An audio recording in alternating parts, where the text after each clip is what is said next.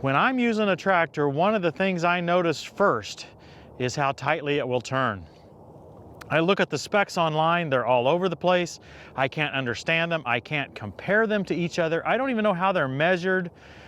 So today, we're gonna take these 4 tractors and we're gonna measure them in a consistent way. It may differ from all of the specs, but it's gonna be consistent. It's gonna help us to evaluate which one of these machines will turn the tightest and how they compare to each other. Let's get started.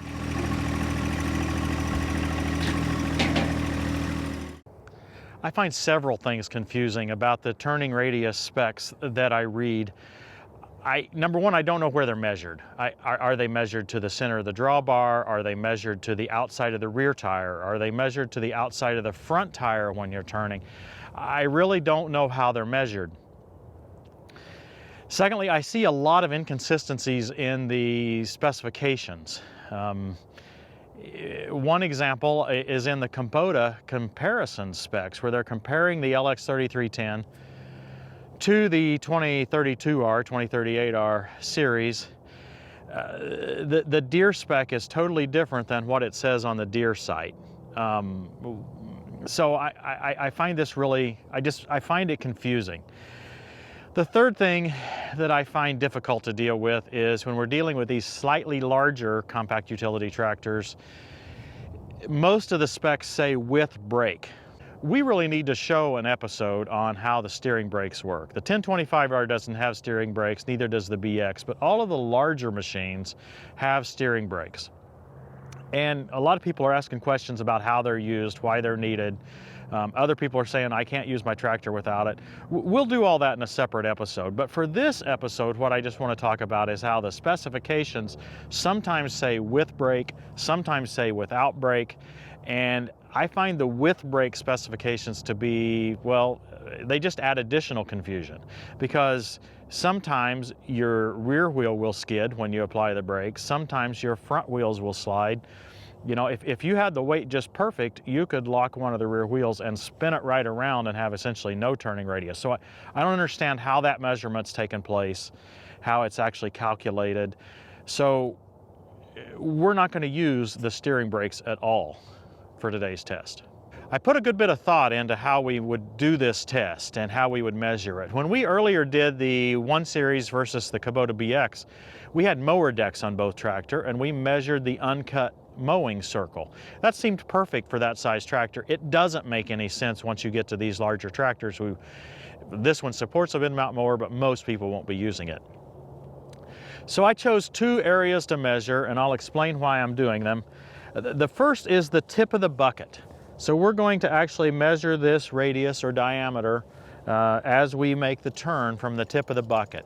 As you turn, that is the widest point on the tractor. So a couple more ground rules here. I've got the bucket so that the lowest part of it is a foot off the ground. And I've got the bucket tipped back as far as it will go.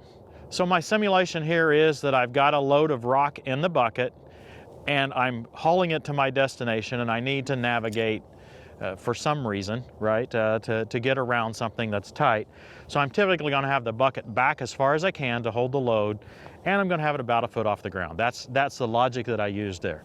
So the first measurement point is going to be here to measure the widest circle for the turn. The second one is maybe you're not running a loader, or maybe you can raise the loader up over the obstacle. For that, I'm going to measure right here, the outside of the front tire as we're turning. We're going to do all of these turns to the left. I don't know why, because when you're doing a mid-mount mower, that is how you do it, so that's just the habit I've got into. We'll put 1 mark here, 1 mark here, and that's the 2 circles we'll see. I thought a little bit about trying to mark the outside of the rear tire. I just don't see the point. That's probably not a relevant point for us when we're navigating in tight spaces. Like any good tool, I left the plastic on. I'll tear it off for you guys right now. So my job is to drive the tractor and fly the drone, make sure it gets the circle. Yeah, but you're flying the drone this time, should hopefully just sit there. We're going to run the tractor in low range, the lowest gear it possibly can, at idle, and go kind of as slow as we can. We don't want any slippage generated by going too fast. It's ready to go. You got her turned as hard as you can go? Okay. Yep.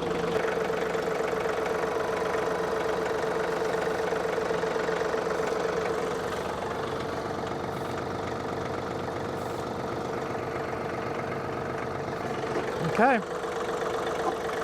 Make another round. Let's just see how it looks.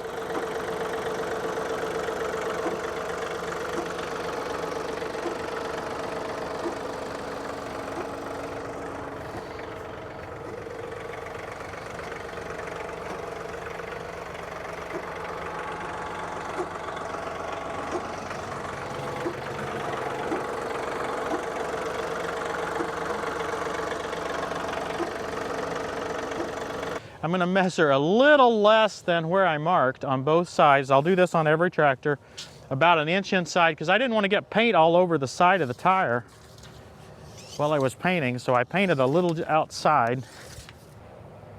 So this diameter is 223 inches. That's 18 feet 7 inches for that diameter. That's the inner diameter, meaning the outside of the front wheel. For this outside one, I'm measuring right on because I marked it right on. 319 inches, 26 feet 7 inches.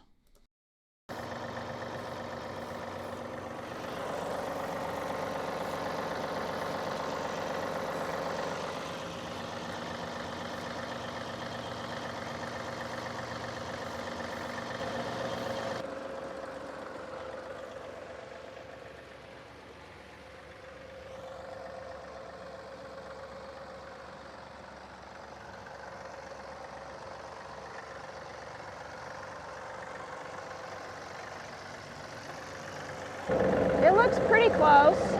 Yeah, the second round on this tractor, it stayed in the track better than that one did. Interesting. 240 inches, 20 feet even. To the inside circle, let's measure the outside circle. 327 inches. But this is the outside, the total. That's 27 feet, 3 inches. Okay, let's try the LX, see how it does.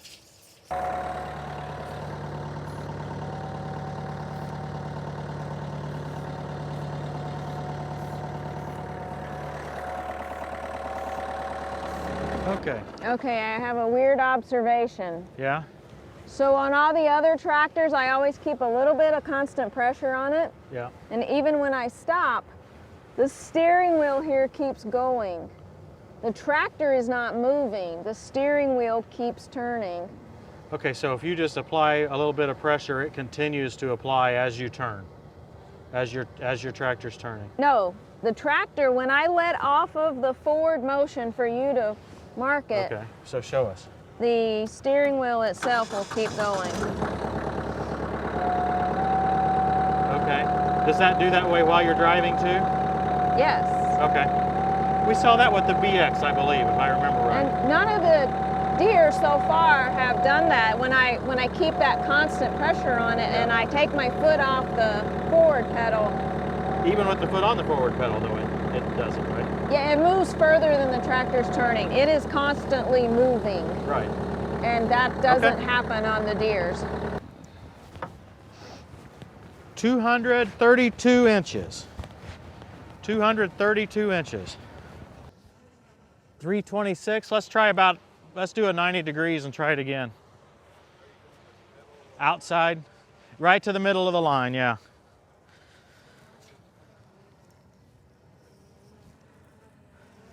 $326 inches to the outside there.